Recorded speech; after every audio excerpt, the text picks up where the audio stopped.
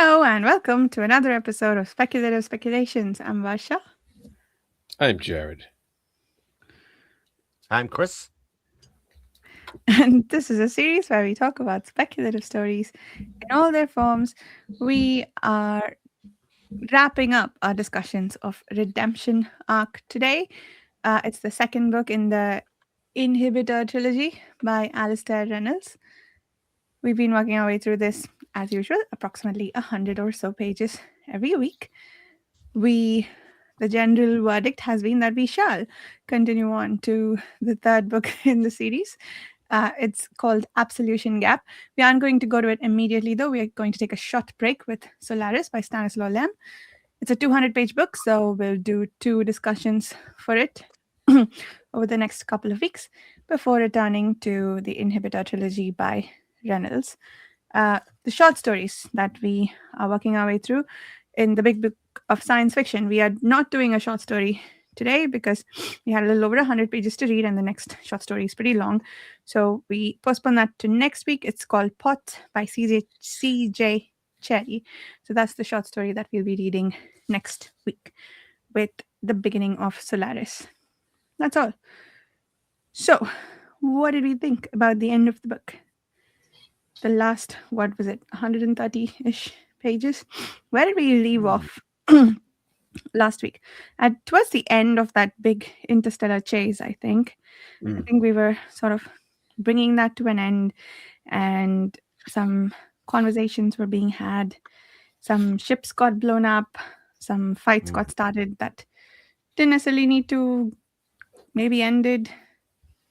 Many of the weapons were deployed. Many things happened. So what's the overall verdict?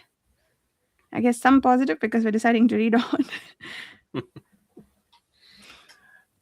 Once again, it's so interesting. A lot of the stuff that we're reading about is so interesting.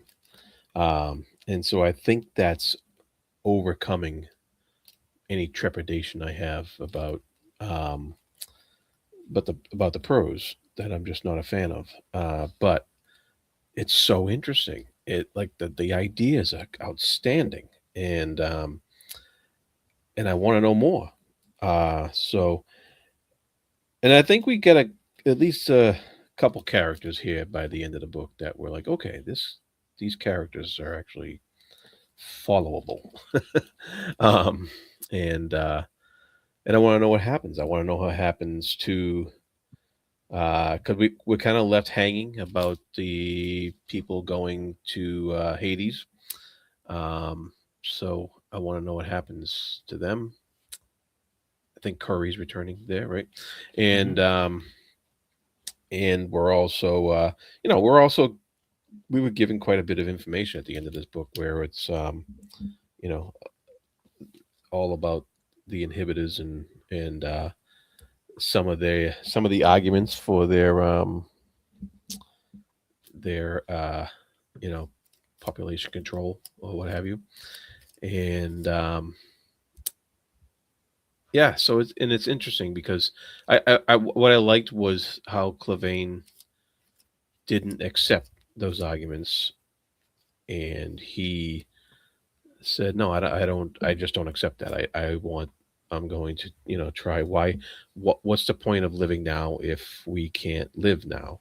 And that kind of that kind of came out because the whole book you were kind of like these inhibitors were um we were almost getting this viewpoint that they were doing this for the betterment of the universe, and you get this, yeah, this really bad thing is going to happen in 3 billion years if we don't do this now, and so you get this sense of the greater good, but finally we get the other side, this viewpoint of, well, no, wait a minute, that doesn't track. We need to do something now against these inhibitors because it just doesn't suit where we are as a civilization now in our situation. And so that conflict, that general greater conflict, comes into view by the end of the book here, which was a relief because we didn't get that at the end of the first book at all. and so now I actually want to know what happened. Yeah. For me, I mean, the certain things I struggle with in it, and I'm sure we'll get on to those in due course, in terms of like character motivations and that kind of stuff. But these books are just a lot of fun. I mean, I don't think any of them will ever crack my top books of all time because I just don't feel they're well written enough or the character work strong enough in them to ever reach that kind of height. But as you quite rightly said, Jared, they're just so chock full of ideas. There's always a lot going on. There's a lot of like bigger questions being asked.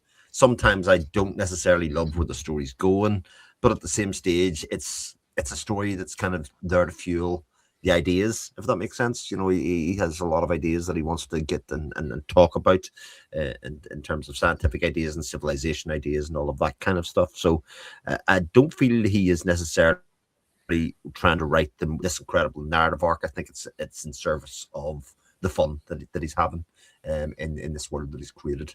And so things like character motivations and character arcs and all of that kind of stuff are are not as important, as say the fun stuff in it. But by the end of it, a bit like you, like I was like I liked the direction that it went towards the end. The taking it out of the space opera a little bit, I think, can only be a help at this stage. You know, sort of giving it some sort of gravitas or some greater design.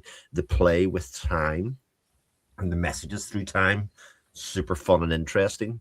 Yeah. And looking to looking to get some answers to that, but also expecting that the book will sort of just maybe generate a crap load more ideas in the next book, rather than necessarily worrying about really tying it all together. I think we'll get plenty of answers, but we'll get plenty of new ideas, and I think that's fine by me.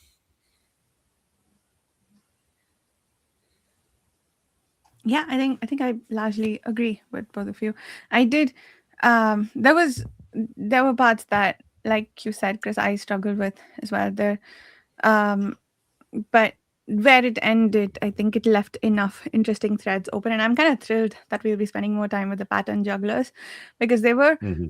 maybe for me, other than the shrouders, the most interesting part of the first book. Well, not the most interesting part. The what happened inside the neutron star maybe was the most interesting part, but one, there's promise that we'll revisit that in the next book, because that's where Kuri, Hmm. Thorn, and Co are headed, and two, we're spending more time with the pattern jugglers.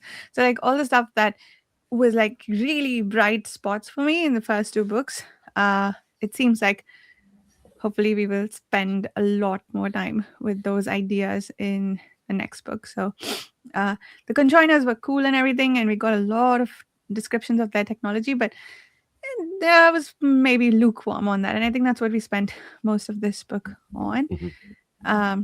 All of the stuff around like the inertia manipulation and exodium and all of that was pretty cool. So, and I guess some of the inhibitor uh, tech about how they were destroying the stars and like the number of options that they kept listing on and on and on about how they could just eradicate the potential for life. Uh, and much like Clavane, the explanation that Falca gave him on behalf of the wolves felt, it rang hollow to me, because okay, I mean, maybe it's more of a logical issue for me, because the path where they allow life to proliferate, and uh like there are so many civilizations now that they can't agree on how to deal with the galactic collision, that apparently certainly leads to the end of all life and life can't recover. But I feel like you'll have more seeds of life if life is able to establish on more planets through interstellar travel. So there will likely be more seeds that can give rise to life again after said collision, as opposed to if you like severely restrict it to the only star systems where they occasionally form. So I mean, I'm not saying either of them is lying. It's not like, I I like Clavain's point of view of, okay, maybe they've just, their motivations have gotten corrupted over time. I love that exploration of that Hmm. idea, but I also think just like as explanations go, this one rings a little hollow to me, even without that added caveat that their methods Yeah. maybe don't justify the the motivations. Yeah. Well, the inhibitors are supposed to be machines, and I think part of the theme that Reynolds is playing with is that because they're machines, they lack a certain amount of imagination in how to deal with this and how to approach it. Mm, That doesn't just stick to the plan of stopping life from getting to a certain technological level. Um, and I think that the where it's going to come into play is that, of course, the human race has the imagination to try to see if they can deal with this problem and overcome the inhibitors, and then sit around for 3 billion years to overcome the other problem. But yeah, um, but we're going there with the Clavain's at the end of his life now, but he showed a certain amount of fortitude and contrast and imagination in order to get out of all the situations that he was in, and ruthlessness at some points. Um, and we also have yet we haven't seen much of Sylvester and what his human imagination will bring to his current state of being, and what that's going to imply as well. And then of course you get, like you said, Basha, the ocean people thing, and yeah, and so that's where I think where Reynolds is pitting, the structure of machines and technology against the expansiveness of the imagination to be able to deal with problems. Um, and took them 2 books to really get it through, but we got there. there's also this interesting tension between this idea that humans are essentially machines, right? That's what he's kind of saying with all the beta gamma simulations, that the whole thing with Lyle Merrick, and now apparently they can sort of imprint Galliana into a new clone, and Skade has a new copy of herself. All these dead people who are essentially not dead because their consciousness has been kept alive in machine form. And then there's also like this vaster machine consciousness that is working on behalf of the inhibitors. So I hope we get to explore the tension between, Yeah. well, the machine consciousness and the more sentient forms of human and part human consciousnesses. Yeah, I feel it's a really interesting thematic exploration. Like yourself, I sort of reread that period of the explanation of the inhibitor motivations a couple of times actually, because it just didn't sit well with me, and I sort of needed to percolate on it. I wondered if Reynolds isn't asking a couple of questions realistically for philosophy. We have an impending environmental catastrophe on our hands on Earth. Possibly will depend on what you think, and there is definitely a feeling that nobody's really taking charge of it on Earth in the same way that they could do. And is it an allegory for that? Insofar like there's nothing happening, there's an inaction happening on Earth, in large part to this impending disaster. So is this better? But also in the same way, I think he's sort of saying that if we just do leave it up to computer-led technology or something to find a solution to this, we lose the soul and the humanity of what life is. And that sort of there is this halfway house, like the conjoiners are sort of this half biological, half cybernetic race, and that we have people like Clavain that can make empowered, correct decisions while also not being a perfect. You can be the ruthless, can be all the rest of it, because he's sort of painted as the type of character that's going to save or potentially have a solution to this, and to a lesser extent probably Sylvester as well. These people that sort of sit outside the main structures of the society, but have incredible will and drive and all of that kind of stuff. And he's sort of saying like you've got to let people who are brilliant minds, give them the rope. in order to do this and not kind of put things in their way. That seems to me the philosophically sort of what he's saying about this, because I don't think there's anybody reading the book that's kind of going, the inhibitors are right to just restrict all life for the rest of time to fix a problem that is potentially billions of years away. Like, that isn't the only option. In fact, it's a pretty terrible option, but it is one that a machine might make. Yeah. Yeah, it's like when you tell Claude Code to fix a bug and it just removes the code that has the bug. Yeah. And I don't know about you guys, but I already signed up, to my Amazon overlords to have my brain downloaded for future purposes. A wise choice. You can read all the books. Yes. Yeah, I mean, yeah, sorry, jokes aside, I do think that is an extremely machine solution, right? Like, if you have a problem, there is this thing that could potentially exacerbate the problem. So we'll just like take it out altogether, not work around it, not be creative around how we can work together. So like the inhibitors could also potentially, sure, they're basing their models off of what happened at the Dawn War, but life is so varied and diverse, you can't assume that all life that now comes to be in the galaxy will work exactly the same way. And I think there was also discussion about like one dominant culture trying to preserve life, and even that they think won't work. So yeah, I think to your point about anyone reading the book, no one's likely to say, okay, let the humans go extinct. It's fine. I think at the very least we need a lot more information about what data went into those simulations with because of which they drew those conclusions. Yeah. It's funny because Reynolds especially in the first book didn't really give us characters to latch onto. So there's this kind of like, well, maybe the inhibitors should win.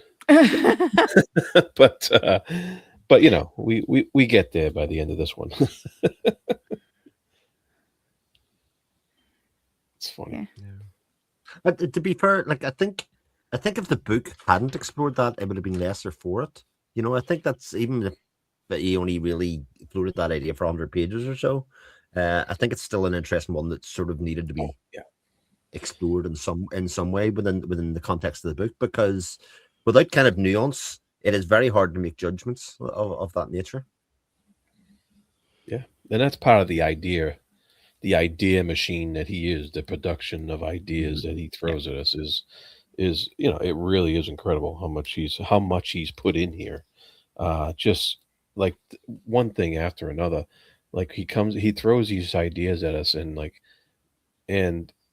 think we mentioned this at the last podcast, how a lot of these ideas that he throws at us could have been made into a novel by somebody else.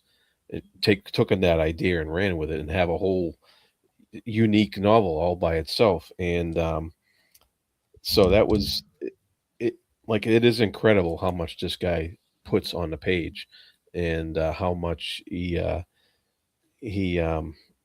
explores these different sci-fi ideas. It's pretty cool there. Yep, I agree. Did anybody think that for some reason when Clavane in the refugees and all that stuff, when they found that new planet with the jugglers on it, for some reason I got the biggest Children of Memory vibe. Yeah. I was thinking that as well. Interesting. I Yeah. didn't. Now that you've put it in my head. I was just like, wow, this feels very familiar.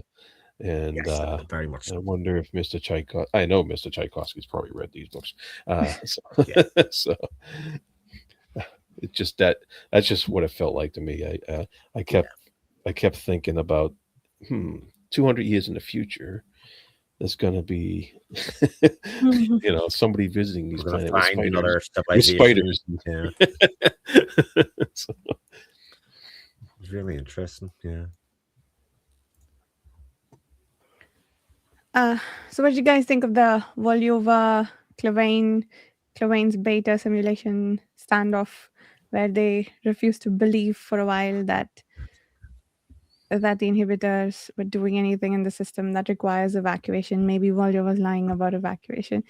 I think that's the part I struggle with the most, because that it wasn't quite quite as annoying as the Kuri Thorn dialogue when they were on that planet, but Ugh. it was a bit on a similar vein where the, so so I have these issues in movies and books where people someone says something and then the other person just believes it, and I'm like, are you going to ask no follow-up questions before you just act on what this person told you? But this is like the other extreme where, like, at what point what data and information are you going to accept that will allow you to start believing that this is happening? So it- I feel like there needs to be some middle ground between the two Yeah, for something like this to work. yeah, and it annoyed the absolute hell out of me, Varsha. I have to say, this kind of very absolute about certain narrative points that they would not move off, when all the other times they're rational, they're reasoned, they listen to all opinions, and then they make their decision. That coupled with the fact that they both wanted the cash weapons for exactly the same purpose, like they were literally going to Yeah, war for exactly. nothing. Uh, and I was Yeah. like, at a certain point, that's interesting at the start until they sort of reveal. And you would think that the beta level simulation going across would have paved the way for some of that conversation. And to be clear, the beta Yeah. level simulation was great.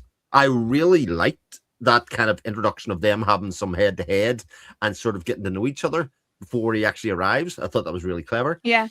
But to me, the beta level event did nothing, because it just came back and says, "Oh, I don't know if she's telling the truth. It Yeah. could be anything."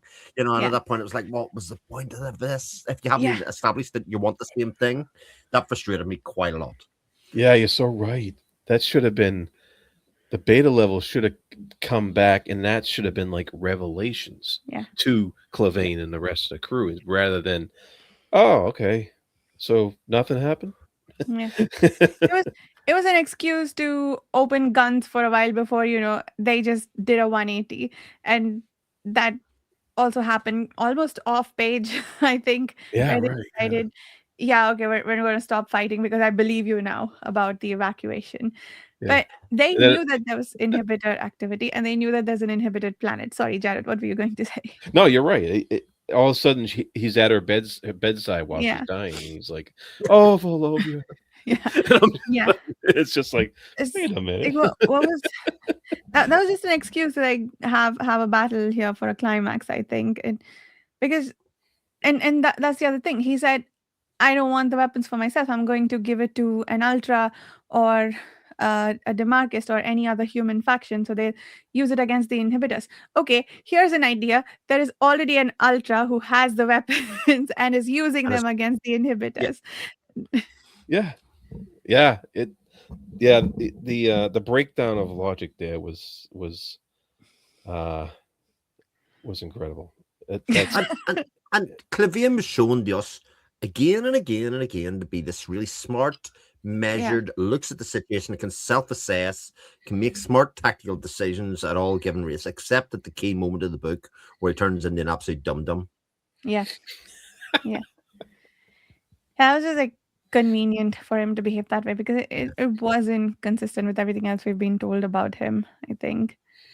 But And it yeah, that happens. was. It happens Mhm. all the time. Yeah, Reynolds has done this continually over two books of this convenience of character, amnesia or Mm, character change or something like that. And I would say like by the time Antoinette Dax came in and met Volyova, it was almost as if she had been reading the book for all of the while through the book mm, and kind of got to know her in the way the reader has. Because from what's your name to I'll give you my ship if you give me your ship happened in yeah. about half a page. Yeah, I was surprised that there was no struggle there. If okay, I suppose she needed the space to put enough of the cash weapons in to go to go out in a blaze of glory. But yeah, like, was there going to be no discussion? Maybe I'll benefit of doubt. Maybe that discussion Yeah. happened off page. I don't know, but Mm. um, yeah, that So there were about 3 pieces of redemption that happened in this book, apparently. The, maybe 4 if you count Scorpio. So there was, I Hmm. guess, if you squint, a thematic undercurrent. Except I didn't care about any of these characters enough to like really appreciate it. Uh, but I guess there was a bit of a redemption Yeah. situation for many of our characters.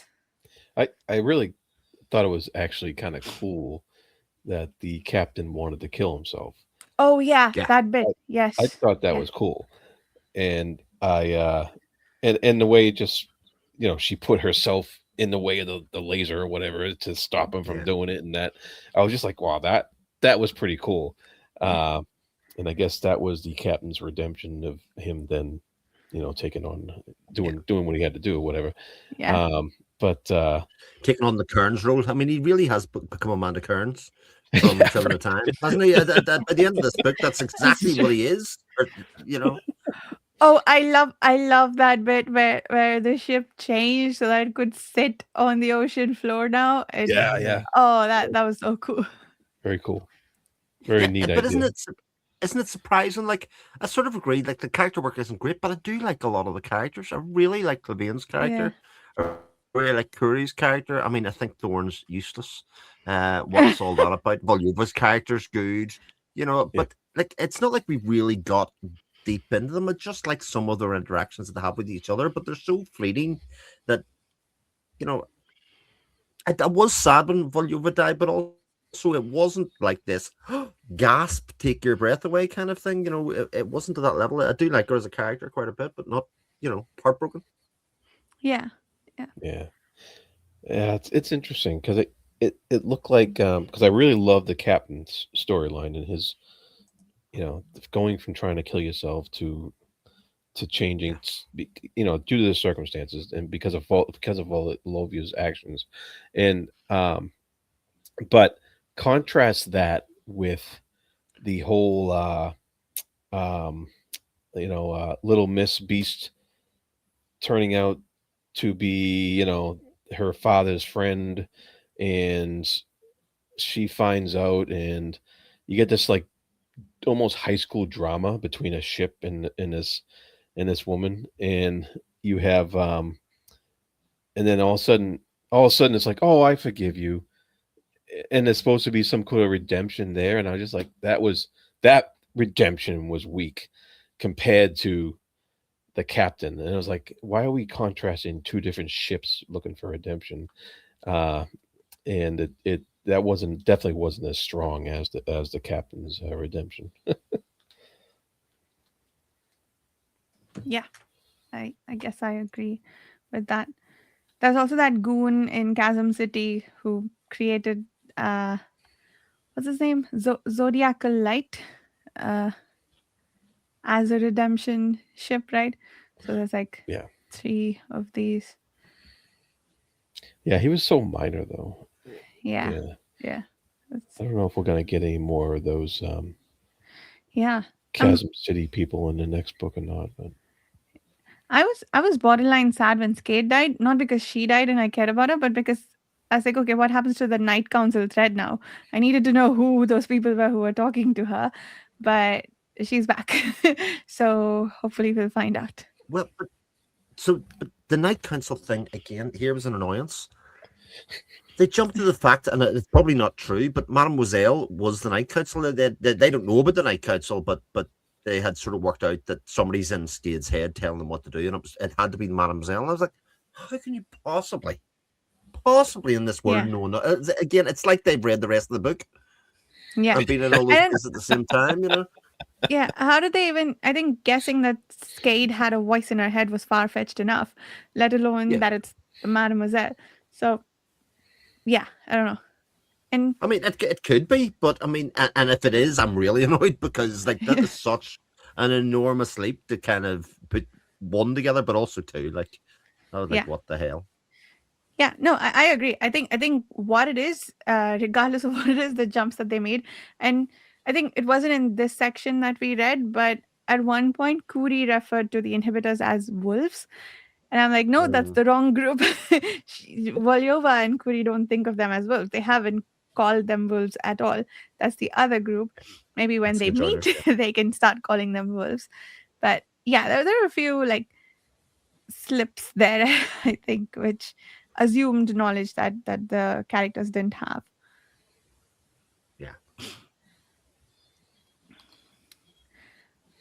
What else? What do you think of Skade's explosion and Galliana's death? And I really liked Clevain's remorse over it. It That was wasn't pretty an good. easy Yeah. decision for him to make. Yeah. Oh, I was, and I think the Falca's retrieval was also in this section, right? That wasn't last week. yeah. That's right. It That was. was Yes. pretty Yeah. good. That was Yeah. some gripping, gripping chapters. Yep. Yeah, that was pretty good. That was yeah. It's funny because we do have these moments of really brilliant stuff happening, really brilliant events interspersed with um crazy leaps of logic that don't make Yeah, sense.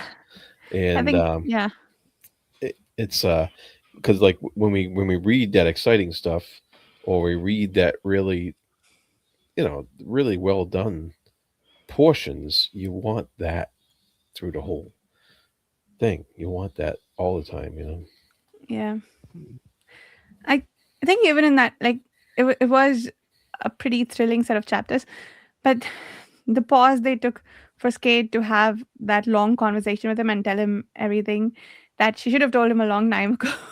I couldn't understand the motivation for why that needed to happen then. She was so uh closed off about everything. Why is she telling him everything now? I don't think it's in her interest to give him more information. So what what did she accomplish other than to give the readers some information that we wanted, maybe? So that was, yeah, like you said, like there's the like cool scenes interspersed with minor annoyances like this so I'm like rolling my eyes at, but okay, we'll move move on. This is fun.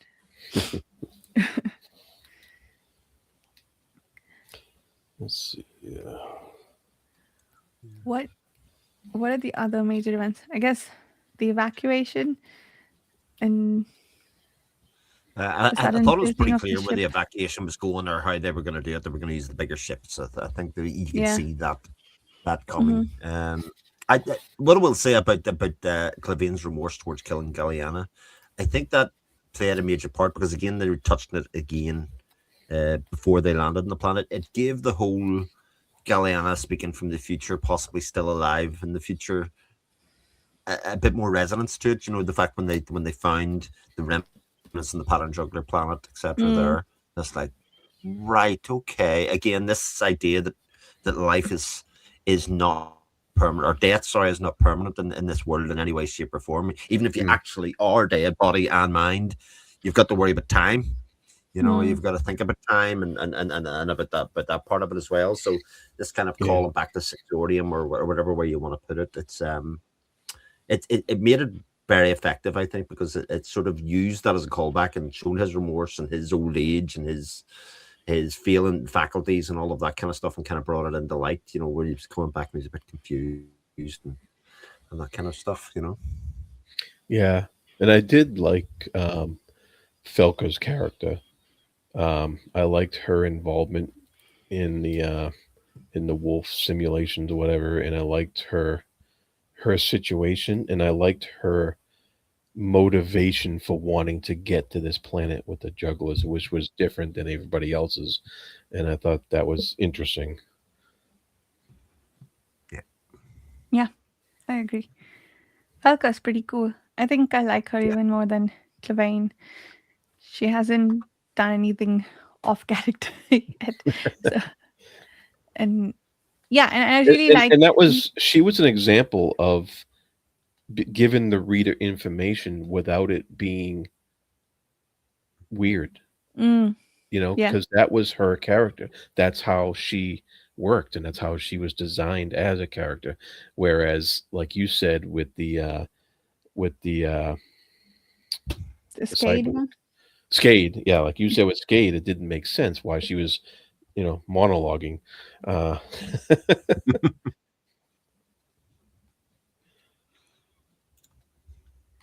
Yeah. Yeah, I think Falca as a whole was a pretty fleshed out, well done character. And I really like. I'm happy for her that she'll get this big pattern juggler puzzle that can fill Yeah. her time now. So that's cool. What else? We talked about the captain, the planet, the inhibitors. Ooh, I guess the method of the inhibitors destruction of Resurgam.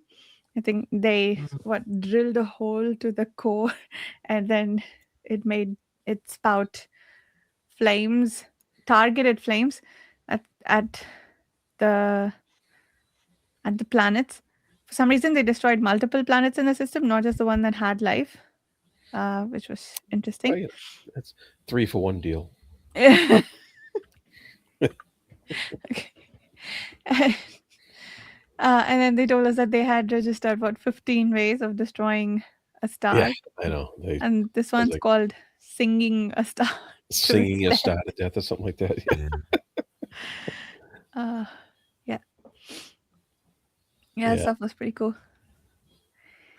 Anything else that we've missed? Um, I don't think so because there was a lot of. I mean, this section we read was a lot longer than the previous Mhm. section we read, but there was a lot of action in some Yeah. places, so it kind of moved pretty quickly. And like you brought up earlier, there was a lot of sections that explained things ad nauseum. Mm. Uh, about the 15 ways to dismantle a star, uh, which just went on. But so there was um, a lot of fluff, but it didn't read. So it read just as quickly as all the other sections Yeah. that we've read so far. Yeah, yeah, I agree. It did read pretty quickly, and it didn't introduce a lot of new ideas. It, I guess, reinforced or reintroduced previous really cool ideas. So that was nice. And yeah, I guess there's lots to look forward to in the next book. Yeah, Yeah. yeah. I mean, I definitely want to know what's going to happen here. I'm invested.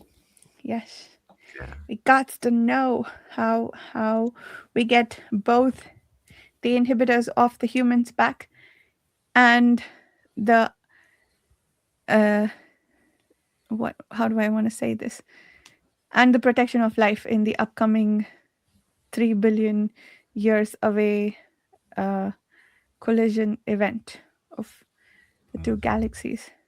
Yeah. Anyway, any other closing thoughts before we wrap up? Yeah, I'll be interested to see who the main character of the last book is going to be, because the first book I think was mainly Sylvester. This one broadly was Clavane. Hmm. For like Curry's in it, but as a very side character in a lot of Mm, aspects. And it'll be interesting to see who will be the main of the last one. It feels, if I had to guess, and if there's no new character brought in, it'll be Felka. But mm. um, it'll be interesting to Galliana, see who possibly. they possibly Galliana. Yeah, yeah. So it'll be interesting to see who they center the story around, and actually how that changes the narrative. Yeah, Hmm. yeah, that'll be interesting. Whose points of view we follow mainly.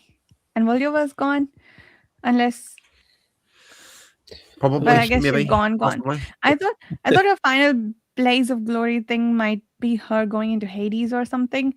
But here's an idea I had about Volyova. What if you know how Sylvester interfered when Kuri and Thorn were on that Mhm. planet? What if he interfered when Volyova had her blaze of glory and brought her back into Hades or something?